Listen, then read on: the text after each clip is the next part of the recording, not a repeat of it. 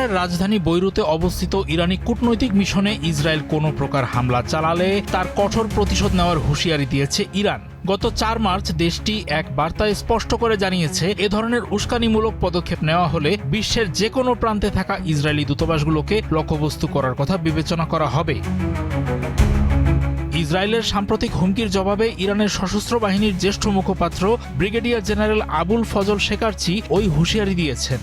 তিনি বলেন, ইসরায়েল বারবার আন্তর্জাতিক আইন ও কূটনৈতিক শিষ্টাচার লঙ্ঘন করছে। এ ধরনের আচরণের সমুচিত জবাব দেওয়ার পূর্ণ সক্ষমতা ইরানের রয়েছে বলে শত্রু দেশটিকে তিনি সতর্ক করে দেন। শেকারচি আরও উল্লেখ করেন যে ইরান একটি শক্তিশালী রাষ্ট্র হওয়া সত্ত্বেও এ পর্যন্ত যথেষ্ট ধৈর্য ও আন্তর্জাতিক মূল্যবোধের পরিচয় দিয়েছে। তিনি স্পষ্ট করে বলেছেন, যুক্তরাষ্ট্র ও ইসরায়েল ছাড়া বিশ্বের অন্য কোনো জাতির সঙ্গে ইরানের কোনো বিরোধ নেই। এক্সট্রিম মশার কয়েল প্ল্যান্ট ফাইবার দিয়ে তৈরি, ডেঙ্গু, চিকুনগুনিয়া বাহি সহ যে কোনো মশার বিরুদ্ধে দেয় এক্সট্রিম সুরক্ষা। অযথা কোনো সংঘাত ইরান চায় না উল্লেখ করে শেকারচি জানান, তেহরান বৈশ্বিক পর্যায়ে গঠনমূলক সম্পর্কের প্রতি দায়বদ্ধ। তবে দেশের সার্বভৌমত্ব ও কূটনৈতিক মর্যাদায় আঘাত আসলে তারা চুপ করে থাকবে না। তিনি সতর্ক করেন যে লেবাননে ইরানি দূতাবাসে হামলা করা মানেই হলো বিশ্বব্যাপী ইসরায়েলি স্বার্থের উপর হামলা চালানোর সবুজ সংকেত।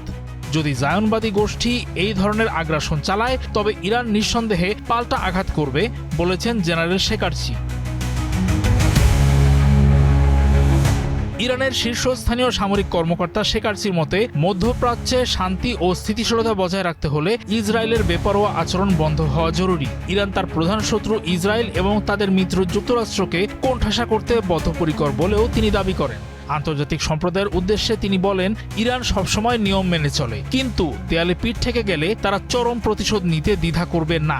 এই ঘোষণার ফলে বিশ্বজুড়ে ইসরায়েলি দূতাবাসগুলোর নিরাপত্তা নিয়ে নতুন করে উদ্বেগ তৈরি হয়েছে এবং মধ্যপ্রাচ্যের উত্তেজনা আরও বেড়েছে।